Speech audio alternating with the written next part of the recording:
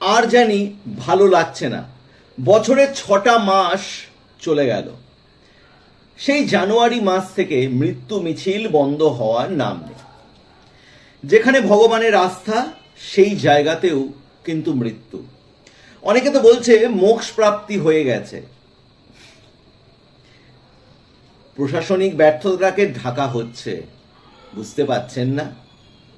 কি বলবেন, আমরা পাস্টে যা হয়েছে সেগুলো থেকে কি শিক্ষা নিচ্ছি না? সেই জন্য ভগবান আমাদেরকে কিছু রাস্তা দেখাতে চাইছে, না প্রশাসনিক ব্যর্থতাকে ঢাকার জন্য ওই বলে দেব এ সময় হয়ে গেছে তাই এ চলে গেছে। যার যায় সেই বোঝে। কিন্তু এ মৃত্যু মিছিল থামার নাম নেই। কিছু একটাই ইঙ্গিত কিন্তু উপরওয়ালাও করতে চাইছে, আমরা বুঝতেই চাইছি না। ঘটনা ঘটে যাওয়ার পরে আমরা বলছি তদন্ত হবে। তদন্তে কি উঠে আসে কাগজ কলম জানে। প্রচুর ভারতবাসী বলে দিচ্ছে এদের মৃত্যুর সময় হয়ে এসেছিল তাই মারা গেছে। তান্ত্রিক ত্রুটি যে হতে পারে, আমাদেরই মতন মানুষের কাজের যে গাফিলতি হতে পারে, সেটা কেন বিবেচনা করা হচ্ছে না? সবই ছাড়া হচ্ছে ভগবানের ইচ্ছার উপরে। আর ভগবান চাইছে শিক্ষা নে। এই মুহূর্তে দাঁড়িয়ে গোটা ভারতবাসী একটাই কথা বলছে, ভগবান ব্যাস, অনেক হয়েছে অনেক হয়েছে, আর এই লীলা এই মৃত্যু মিছিল দেখতে চাই না। সামনে আমি জানুয়ারি থেকে জুন 2025-এর ভারতবর্ষের যা যা হয়েছে এবং সবগুলোকে যে ভগবানের নামে চালানো হচ্ছে, ঠিক সেই জায়গাটাই আমি আপনাদের সামনে তুলে ধরতে চাইছি যে সত্যিই কি প্রশাসনিক ব্যর্থতাকে ধরা হচ্ছে। এবং প্রশাসনিক ব্যর্থতা হলে পরে একজন মানুষের জীবনের দাম কি শুধুমাত্র টাকা দিয়ে কম্পেনসেশন দিয়েই কি পূর্ণ হয়? ঘটনার সূত্রপাত জানুয়ারি মাসের 29 তারিখ। একবার মনে করে দেখুন, দিনটি ছিল মৌনী অমাবস্যা। প্রয়াগরাজে তখন বিভৎস ভিড়। হঠাৎ করে কিছু একটা অ্যানাউন্সমেন্ট হয়, এদিক দিয়ে স্নান করতে যাওয়ার না ওদিক দিয়ে স্নান করতে যাওয়া। স্ট্যাম্পেড হয়, বহু মানুষ, মোটামুটি ভাবে 70-80 জন গভর্নমেন্টের হিসাবে বলা হয়। বিবিসির রিপোর্ট বলে দেয় 100-র বেশি মানুষ স্ট্যাম্পেডে মারা যায়। সরকার কম্পেনসেশন দিল, কিন্তু যে মানুষগুলো পুণ্য করতে আসলো, যে মানুষগুলো তীর্থ করতে আসলো, তাদের জীবন কি ফিরে পেল তো না। প্রশাসনিক ব্যর্থতার জন্য প্রশাসনের কয়জনকে সাসপেন্ড করা হয়েছে, কয়জনের পেনশন আটকে দেওয়া হয়েছে বলতে পারবেন? হয়তো হয়েছে, খাতা কলম জানে, আমি জানি না। আমি ওই একটা কথাই জানি, কেউ বলেছিল এরা তো মোক্ষ প্রাপ্তির জন্য এসছিল। ঠিক আছে, মোক্ষ প্রাপ্তি হয়ে গেছে, মানে ঘটনাটা ঘুরিয়ে ভগবানের উপর চালিয়ে দেওয়া। আর যে মানুষগুলো ব্যর্থতার জন্য এত বড় ঘটনা ঘটবে তারা ছাড়া পেয়ে যাবে। কি অদ্ভুত না? মানে আমরা নিজেদের মনকে ওইভাবে মানিয়েই নিয়েছি। এরা তো, এদের মধ্যে কেউ বাবা মাকে নিয়ে এসেছিল, কেউ বা বাবা মা ছেলেকে নিয়ে এসেছিল জাস্ট গঙ্গায় পুণ্য স্নান করবে বলে। এই ঘটনা কি তাদের সাথে হওয়ার ছিল? আর আমরা এই ঘটনা থেকেও কিন্তু কিছু শিখবো না বা শিখিনি, কারণ এই ঘটনা কিন্তু সেই 1954 থেকে 2013। কুম্ভ যতবার হয়েছে ততবার স্ট্যাম্পেড হয়েছে, ততবার নিখোঁজ মানুষের সংখ্যা বেড়েছে। কি শিখেছি আমরা?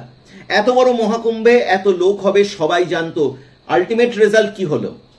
সেই স্ট্যাম্পেড 100 জনের মতন মৃত্যু, কম্পেনসেশন, আলটিমেটলি প্রশাসনিক ব্যর্থতা। কয়জন কোশ্চিন তুলছে? সব ঢাকা পড়ে যাচ্ছে। 29শে জানুয়ারির পরে আমরা চলে আসি ফেব্রুয়ারি মাসে। 15ই ফেব্রুয়ারি। 15ই ফেব্রুয়ারি মনে আছে দিনটা? New Delhi railway station Maha Kumbh special train দিয়েছিল। কিছু অ্যানাউন্সমেন্টের ভুলের জন্য বলা হয় ভাগদৌড় শুরু হয়ে গেছিল এবং প্ল্যাটফর্মের মধ্যেই স্ট্যাম্পেড হয়ে কত ছেলে, কত মেয়ে, কত বাচ্চারা মারা যায় এবং 18 জনের কিন্তু মৃত্যু হয়েছিল। কম্পেনসেশন হ্যাঁ হয়েছে। এরা তো মোক্ষ প্রাপ্তি করতেই যাচ্ছিল, সরকার বলছে এরকম। কিন্তু যার অ্যানাউন্সমেন্টের জন্য ভুল হয়েছে বা রেলওয়ের যে কর্মকর্তারা রয়েছে, শুধুই কি সাসপেনশন? তাদের কেন পেনশনটা সারা জীবনের জন্য আটকে যাবে না? মানুষগুলোর জীবন তো সারা জীবনের জন্য চলে গেল না। কুম্ভতে ওরকম হয়েই থাকে, ভগবানের কাছেই তো যাচ্ছিল, ভগবান উঠিয়ে নিয়েছে। এই মৃত্যু কি তাদের কাম্য ছিল? আমরা বারবার ভগবানকেই দায়ী করে যাচ্ছি, আর শিখছি না যে কি হচ্ছে। কেন শিখছি না বারবার বলছি আমি, 2025-এর আগে আমি আপনাকে একটু ঘটনা মনে করিয়ে দিই। 2013 সাল, এলাহাবাদ স্টেশন, এরকমই ভুল অ্যানাউন্সমেন্টের জন্য কুম্ভের সময় 42 জন পদপিষ্ট হয়ে মারা গেছিল। 2013-র পরে 2025 এসছে, আমরা শিখিনি, শিখেছি শুধুমাত্র বাহানা দিতে ভগবানের উপরে। কি অদ্ভুত না? 2013-র রিপোর্টের পরে কার কার কি হয়েছে কর্মকর্তাদের, হয়তো হয়েছে, আমি জানি না, আপনার জানা থাকলে জানান।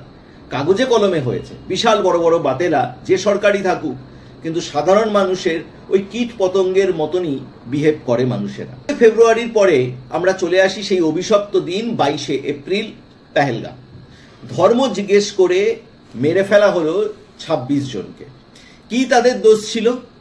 কেউ গেছিল ছুটি কাটাতে, কেউ জীবনে প্রথমবার রিটায়ারমেন্টের পয়সায় সে গেছে ফ্যামিলি নিয়ে, কারো আবার ছেলের চাকরি হয়েছে, বাবা চলে যাবে অনেক দূরে, তার আগে ছেলেকে নিয়ে গেছে ঘুরতে। কেউ বা আবার হানিমুনে যাবে, নাই বা কেন, ভূস্বর্গ। সিকিউরিটি ল্যাপস, কোশ্চিন উঠেছে আমার কাছে, কানে এখনো ওই কথাটা ভাসে। একটি বাচ্চা বলেছিল দূর দূর তক কোনো সিকিউরিটি নেই। যারা পেহেলগামের এই জায়গায় গেছে তাদের সাথে যখন আমি কথা বলেছি, তারা বলেছে এই জায়গায় যেতে গেলেও জানেন তো, খচ্চরের পিঠে উঠে খুব দুর্গম পথ দিয়ে যেতে হয়। কেন সেই জায়গাতে ডিপ্লয়েড করা থাকবে না সেনা? না, এখানেও এদের ভাগ্যে মৃত্যু ছিল, তাই এদের হয়েছে। আর বাকিরা দেখুন, কারো প্ল্যান ছিল সেখানে যায়নি, কেউ নিচে যাবে উপরে, তারা যায়নি। সরকারি ব্যর্থতা বা প্রশাসনিক ব্যর্থতা কিন্তু ছিলই। কাশ্মীরের মতন জায়গায় যেখানে এরকম অ্যাটাক হয়েই থাকে, এত বড় মাত্রায় নয়, যেখানে আয় দিন হতে থাকে, সেখানে এই ব্যর্থতাটাকে আমরা চালিয়ে দিলাম। এদের সময় হয়ে গেছে। তাই পাশ থেকে আমরা জানি কিছু শিখতেই চাই না, আমরা খালি বাহানা খুঁজি। আর ভগবান আমাদের কোন দিকে অ্যাঙ্গেলে নিয়ে যাচ্ছে বুঝতে পারছি না, ধ্বংসের দিকে না শিক্ষা দিতে চাইছে এখনো শিখে যাও। এরপরে হলো অপারেশন সিন্দুর। গোটা ভারতবর্ষ হয়ে গেল প্রচন্ডভাবে খুশি, কিন্তু অপারেশন সিন্দুরের জন্য কয়েক দিনের যুদ্ধে কয়েক হাজার কোটি টাকা ভারতবর্ষের তহবিল থেকে চলে গেল, খরচা হয়ে গেল দেশে। এবং যে মানুষগুলো প্রাণ গেল তারা এখন ইতিহাসের পাতায়, তারা এখন ফেসবুকে, টুইটারে বা কারো মোবাইলে বন্দী হয়ে রয়ে গেল। জীবন কিন্তু জীবনহানিই রয়ে গেল। পেহেলগাম অপারেশন সিন্দুরের এই ঘটনা, ভারতবর্ষের কিছু সেনার জওয়ানরাও কিন্তু মারা গেল, মানে মৃত্যু মিছিল চলছেই। এরপরে 22শে এপ্রিলের পরে আরও আমরা কাছে চলে আসি, 3 জুন অলৌকিকভাবে আরসিবি প্রথমবার 17 নম্বর আইপিএল এর পরে 18 নম্বর আইপিএলে তাদের ট্রফিটি জিতে নিল। খুব ভালো কথা। 4 জুনে ব্যাঙ্গালোরে সেলিব্রেশন হচ্ছিল, ফ্রিতে বিরাট কোহলিকে দেখা যাবে, টিকিট লাগবে না, মাঠের বাইরে ফ্যানদের উল্লাস। নিমেষের মধ্যে সেই উল্লাস যেন রক্ত মিছিল হয়ে গেল। সেখানে যে 11 জনের প্রাণহানি হয়েছে তার মধ্যে প্রায় সবারই বয়স কিন্তু 30-এর কম, ছেলে মেয়ে নির্বিশেষে। দোষ কার? প্রশাসনের। আমরা কি বলছি, লাখ লাখ মানুষের ভিড়ে এরকম ঘটনা তো হতেই পারে, কিন্তু দায়টা প্রশাসনের। আরসিবির কিছু কর্মকর্তাদের ডাকা হলো, ইনভেস্টিগেশন হলো, দোষীকে কি পাওয়া গেল আপনি কি জানেন? না, কাগজে কলমে হয়তো পাওয়া যেতেই পারে। আবার কেউ বলে উঠবে এ তো হতেই পারে, এত লোক একসাথে ভিড় হয়েছে, তার মানে ইন্টেলিজেন্সের ফেইলিওর কিন্তু এখানেও রয়েছে। যেখানে 30,000 সেখানে প্রায় 1.5 লাখ মানুষের ভিড়। কেন হবেই না? তাদের স্বপ্নের রাজকুমার বিরাট কোহলি আরসিবির এত বছর পরে যখন আসছে, প্রশাসন কি তাদের নিরাপত্তা দিতে পারত না? আচ্ছা, বোম্বে তো এতবার ট্রফি জেতার পরে বা ভারতবর্ষ ওয়ার্ল্ড কাপ জেতার পরে বোম্বেতে যেভাবে মেরিন ড্রাইভের রাস্তা দিয়ে হয় তারা তো করে দেখাচ্ছে। প্রশাসনের কয়জন কর্মকর্তার স্যালারি আটকেছে, তাদের কেরিয়ারে দাগ পড়েছে বা তাদের পেনশনটা সারা জীবনের জন্য আটকেছে জানতে পারি কি? হয়তো কাগজে কলমে, আর না হলে এইসব হয়, বাদ দাও না। সময় হয়েছিল, যমরাজ নিয়ে চলে গেছে। আর কত দিন? ভগবান হয়তো আমাদের শিক্ষাটাই দিতে চাইছে বারবার বারবার। 4 জুনের পরে আমরা চলে আসি সেই 12ই জুন, অভিশপ্ত দিন। দুপুরবেলায় হঠাৎ করে এক নিউজ আসে, আহমেদাবাদ থেকে লন্ডনগামী এক প্লেন AI-171 ফ্লাইট ধ্বংস হয়ে যায়। নিমেষের মধ্যে 242 জন মারা যায় এবং তার সাথে যদি পড়ুয়া এবং হোস্টেলে মেলানো যায় সংখ্যাটা প্রায় 300-র কাছাকাছি, একজন মাত্র বেঁচে যায়। দোষ কার? কার দোষ বলবেন? বলবে আমরা তো বলেই দিয়েছি, 1 কোটি টাকা দিয়ে দিয়েছি, কম্পেনসেশন চলে গেল। এখনো কানে ভাসছে একজন বলছে 1000 কোটি টাকা আমি দেব, আমার বাবাকে ফেরত আনতে পারবে? কেন এই প্লেনটি টেক অফের আগে তার যান্ত্রিক গোলযোগগুলো দেখা হবে না? এই মুহূর্তে দাঁড়িয়ে সোশ্যাল মিডিয়া, টুইটার, রেডিটে ভিডিও ভর্তি এয়ার ইন্ডিয়ার গন্ডগোল নিয়ে। তাদের কখনো এসি চলে না, কখনো ভিতরে মানুষ ঘামতে থাকে, কখনো ক্র্যাক দেখা যায়। ডিজিসিএ কে ট্যাগ করে, এয়ার ইন্ডিয়াকে ট্যাগ করেই তারা কিন্তু টুইট করে, ফেসবুকে দেয়, ইউটিউবে ভিডিও বানায়। তারপরেও সরকারি কর্মকর্তাদের কোনো কিন্তু নজরদারি নেই। অনেকে বলছে যে ইঞ্জিন হয়তো চলছিল না, কিন্তু পরে ফ্লাইট ছিল বলে হয়তো এয়ারপোর্ট অথরিটি অফ ইন্ডিয়ার প্রেসারেই তাকে উঠতে হয়েছিল। কেউ জানি না, সত্যি জানি না, কাগজ কলম বলবে।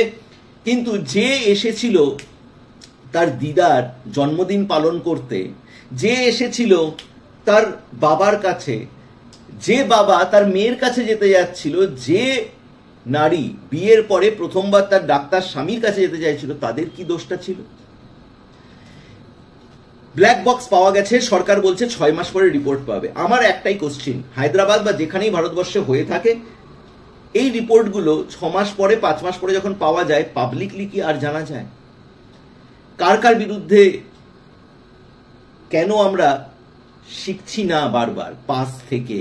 যে এই ঘটনা একটা বিশাল চোখে আঙ্গুল দিয়ে সিকিউরিটি ল্যাবসটাকে দেখিয়ে দিল যান্ত্রিক গোলযোগ রয়েছে। একদিনে কখনো হয় না। কেন আগে কর্ণপাত করা হয়নি যখন কমপ্লেনগুলো করা হচ্ছিল? দেশ থেকে আমরা বেরই হচ্ছিলাম, হঠাৎ করে শোনা গেল কেদারনাথে ভয়াবহ হেলিকপ্টার দুর্ঘটনা, ক্র্যাশ করলো, 7 জন অন দ্য স্পট মারা গেল এবং যারা হেঁটে উঠছিল কেদারনাথের পথে, ল্যান্ডস্লাইডের জন্য একজনের পাথর এসে লাগলো, সে সেখানে মারা যায়। দায় কার?